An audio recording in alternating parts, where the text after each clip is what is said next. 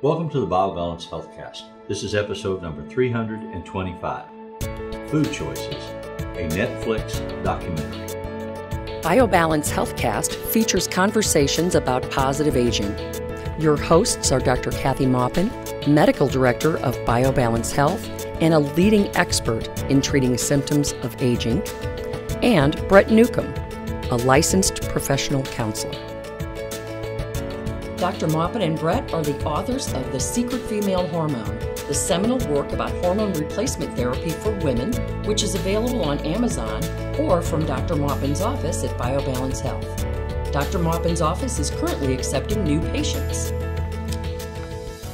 In the last year or two, we have seen a number of special productions, movies, documentaries, TV shows that have come out challenging the food industry in the United States, the regulatory Food and Agricultural Department, decisions that are made, the food pyramid being changed to a food plate, as politicians, marketers, and scientists all try to persuade one another that this is the healthiest diet for the most number of people in the United States, and this is the way we can cut our food costs, live longer, and be happier.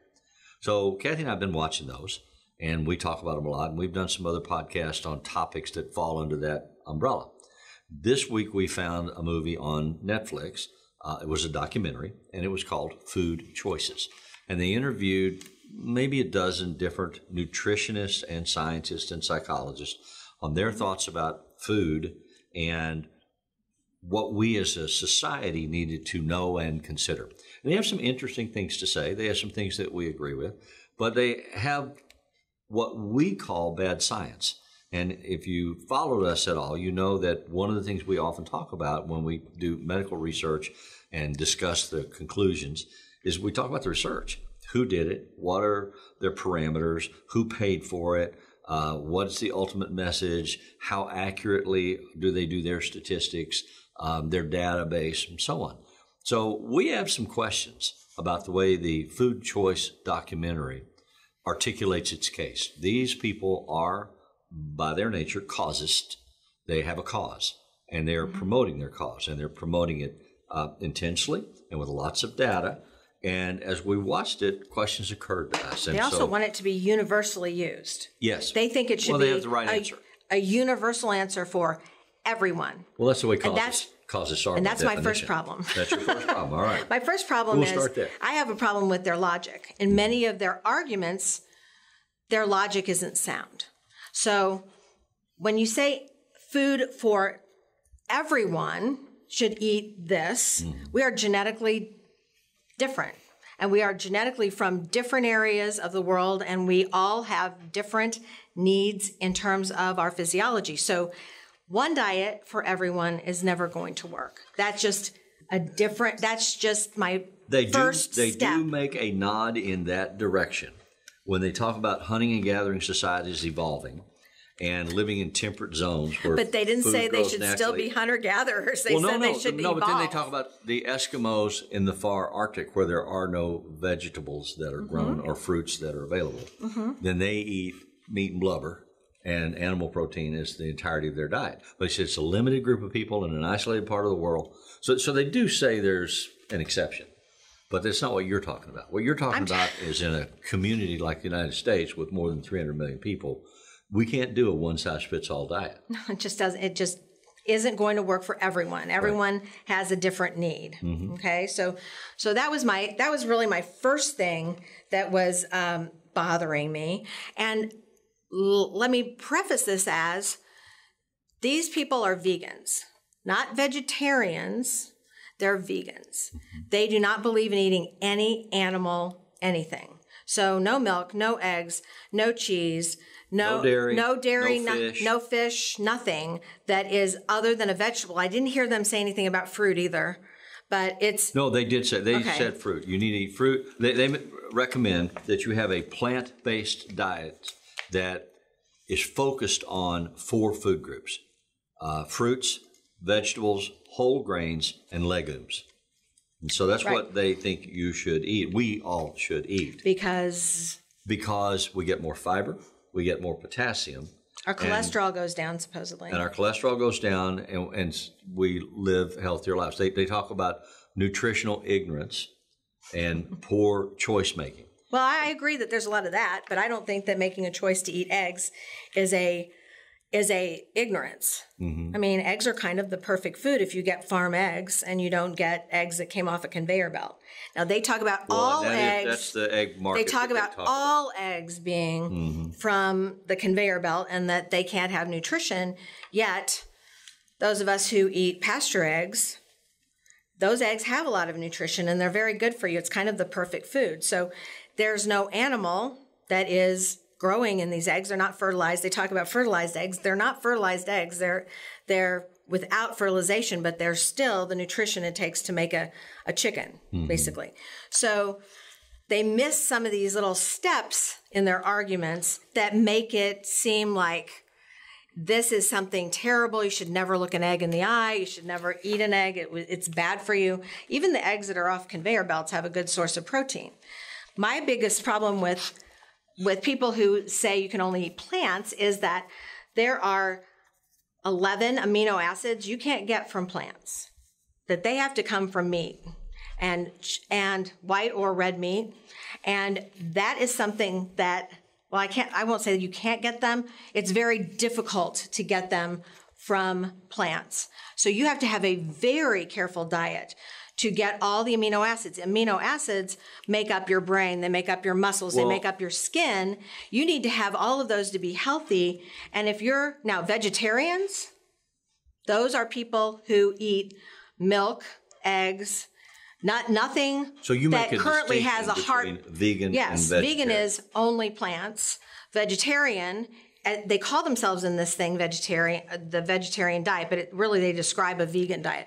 Vegetarian is you can eat eggs, you can eat fish, you can eat anything that isn't warm-blooded. You can eat cheese, and to make up all of those amino acids, it's easy if you add everything but meat, basically everything that that isn't warm-blooded. Yeah, a face or a heartbeat.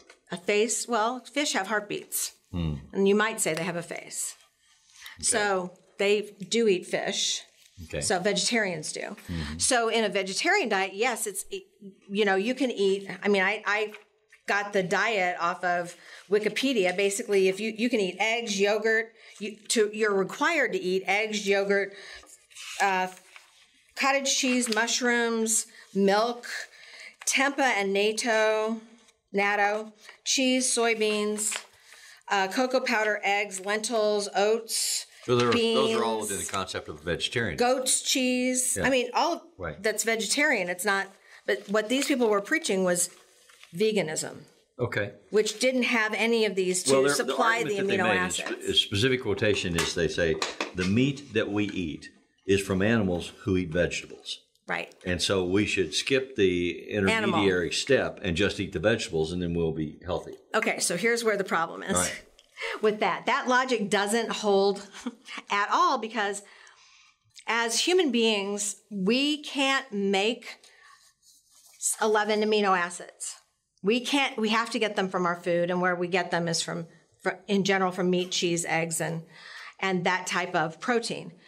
So they are saying that you can get all of these amino acids from the plants themselves without going through the meat. Now, animals make all of those amino acids, and they store them in their muscles. That's what we eat. So we can get all of those amino acids from eating an animal, but not from eating the vegetables that the animals eat. Well, they do talk about moderation, and they do say that it's their argument is people always argue, well, I can just eat this in moderation. But that in America, none of us are moderate.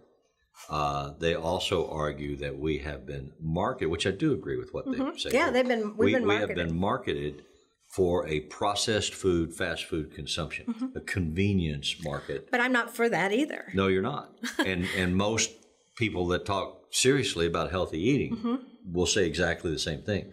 You shouldn't eat the processed foods. You shouldn't eat the processed sugars. You shouldn't eat too much protein. I mean, like you don't need a 38-ounce steak, but you need a certain few amount ounces. of protein. Yeah. So portion size, food choice, food preparation, fresh greens, fresh fruits. The preponderance of your diet may need to be plant-based. Sure. And it makes you healthier. But then if it's plant-based, you have to eat a lot of plants Dark and a lot green, of leafy. fresh, not cooked. I mean, you ruin the enzyme systems and a lot of the nutrition by cooking them. Yeah. Just by steaming them a little bit, it goes out. So, I mean, you're going to have to eat a lot of raw vegetables and raw fruit. Well, raw fruit's okay for me. And actually raw vegetables, I eat a lot of those. I eat like yellow peppers as an apple, or or red peppers or whatever. They're sweet peppers or things like that. I eat cucumber raw, but usually I dip them in sour cream or yogurt or something. But a lot of these things, I mean, I do all that, but I also eat some meat, some eggs, some cheese, some, milk products. Right. So I think it's more they were damning everything that was from an animal. Well, they also had some pretty negative comments to make about the food supplement industry. Yeah. For instance, I remember specifically they were talking about omega-3 fatty acids. And their statement, and as a physician, you will know this much better than I, that what we need for our healthy nutrition, omega-3 and omega-6. And that pretty much the balance is a 1-to-1 ratio. But that our processed food diets have now skewed our consumption heavy to omega-6. So it's like a 1-to-25 or 1-to-30 ratio. 6 and 9, yeah. And so then the dietary supplement of an omega-3 supplement is marketed to us to reset the balance. Well, that you could look at it that way, but I market it to people who just don't eat a lot of fat. They don't eat a lot of fish. They don't eat a lot of things that we get that those omega-3s from. They don't eat a lot of nuts. They just don't eat a lot of that. And because of that, their brains are made of omega-3s. So I add that. So it doesn't mean that I think people can eat whatever they want and they can eat all the processed foods they want and then just take some omega-3 and have it bless them and make them whole again. It doesn't do that. No, I don't think that's what they were saying in the film, though. I think what they were saying is there's just this huge mass market for the production of supplements. Their argument is if you ate this diet that they suggest, you wouldn't need the supplements. Well, you would. You need a supplement. And that's your response. And that's the deal. Exactly. If you don't have all those amino acids, I have lots of patients that come in and say, I'm a vegan and I'm not going to eat any animal products. And if that's their belief, because it's their belief, then we have to work around that. And they need to get some supplements that are going to give them the amino acids that they need in the quantity that they need it instead of animal products. But what I find is people view this as an exclusion diet. We just exclude all animal products and we can eat anything else we want, which means they eat donuts. I'm not kidding. I mean, lots of breads, and then they get diabetes, and then they drink every night, three drinks a night, half a bottle of wine. They think that's fine because it's vegan. I mean, that to me is not eating healthy. So what they propose and what people actually do is different because, if you eat everything fresh and raw. So then we're making two arguments here. One is that they are causes who are promoting a solution that they think is a solution. But it's not a solution for us. Right. But the other argument that they're making then, that they're making, is that people won't or can't discipline themselves to eat these diets, which is part of the problem. Yeah, it is part of the problem. And they acknowledge that. They talk about the people that say, well, I'll just eat this in moderation. And they make the same statement about vegetarians who quit eating meat, who suddenly decide, well, I can eat a lot of pasta. I can eat a lot of donuts. A lot of other processed foods. A lot of other processed foods. So they keep coming back to what I think you do agree with. The less processed food you eat, the more fresh greens you eat, the more whole grains, the more legumes, a lot of nuts in your food. Fruit is as seasonal as you can get it. But what they didn't talk about as I remember. And no, they didn't talk about how do they you didn't talk make about up all for the chemicals that are used to produce agriculture in the United States and how those chemicals get into our diet. They talk about how it gets into our diet from eating meat products. They talked, the very first thing they said was about the chemicals that are sprayed on our fruit and vegetables and how bad the ground or the land is, that we're out farming our land and we're not replenishing it with the minerals that they need to make healthy food, which to me would be fruit and vegetables and grains.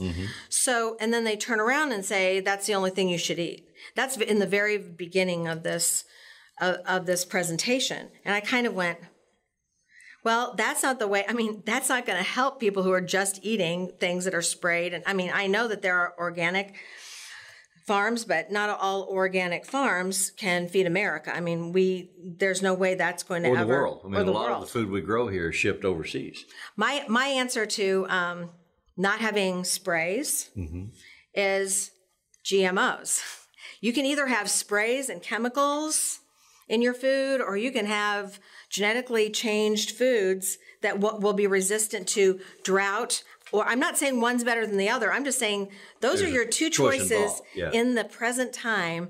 That's it. You could have your own garden, but in Missouri, your garden's going to be gone most of the year. You're not going to have enough to sustain you through the winter. So this is a choice. So we have scientific centers that do GMOs in the city, and they don't do it to take out the nutrition. They do it so they can sustain themselves and feed. Make the plant hardy, make it functional, make it able to grow in drought environments that are more harsh than it typically grows to feed the world. To feed the world. So it's either starvation, GMOs, or chemicals. What are you going to choose if you have that as a choice? So Americans don't generally have that as a choice. They can get food. Whether the food is nutritious or not is something else. Well, and I think it's important for us in our conversation to go back a minute. When we're talking about vegans, what we didn't mention is that some people are vegans because of philosophical reasons. Yeah, I mean, and or vegetarians because of philosophical reasons. Right. And the philosophy involved is about not taking life or consuming live animals products because they think life is sacred, and that they should not violate that by being carnivorous. We respect that. If that's your point of view, if that's your perspective, we do respect that. However, we would say to you that requires a level of discipline on your part to avoid the things you want to avoid and find other things to consume that will make your life healthy. And the question that we then have is, are you doing the things that you need to do to honor your philosophy and still be healthy? Because that is the ultimate goal for Dr. Maupin and her practice, is to help people live healthy lives longer, functional lives longer, so that you don't get to the latter stages of your life and become not able to function, not able to stand up, not able to walk, not able to play bridge. Because without those amino acids, you lose muscle mass, and you can't stand up, and then you can't, and your bones get thinner, and osteoporosis. It doesn't matter if I give you testosterone or not. If you don't have the building blocks for muscle, you're not making any. Right. So you have to really work at it. You have to find out what kind of amino acid supplements you can take. They don't want supplements either, but you have to have some supplements to actually replace the fact that you don't eat any animal products. We can't make them like animals do. No, but your point is, as a physician who runs a practice that focuses on these issues, your point is, I need to spend time with you to know what your philosophy is, what your values are, how you live, what your lifestyle is, and then we need to work on replacing the hormones that you need. We need to work on the exercise regimen that's best for you and the diet regimen that's best for you. And that diet regimen may include the use of supplements, specific ones for specific reasons. So it's not part of what Food Choices talks about, the mass production to make big corporate empires wealthy. So they sell all these supplements and all these additives and so on. That is not what you do. That is not your approach. No. You don't support that. I don't support any any of of that. You do support the valid, assessed use of appropriate diet choices, exercise choices, supplement choices, so that people can be healthy. That's based right. on what science tells us makes them healthy. And if you're going to go to all the trouble to come to me to be healthy, Yeah. then you should probably listen to some of the suggestions I have about helpful. diet, which would be get your pieces of proteins in your diet somehow. Mm-hmm. And I mean, the easiest thing I would think, you're not killing anything except fish, to be a vegetarian, right? Well, and if that's a philosophical issue, don't eat fish and then eat the other things that are products of animals, but not like dairy, eggs. dairy and eggs. I mean, those things carry a lot of the building blocks of muscles. Right. And I don't actually drink raw milk. I mean, I never have. I was just going to say, there is an argument to be made about raw milk because of the antibiotics that are in the food stream that the cattle eat that come into the raw milk. But you can get type of organic milk that doesn't have that, and you have to pay more, and you don't have to. Well, I always say if you pay more, you don't have to eat as much or drink as much. Right. So just drink less. Pay more, get the good stuff, but just consume less, which would probably be good for all of us. But it doesn't mean it's a bad thing.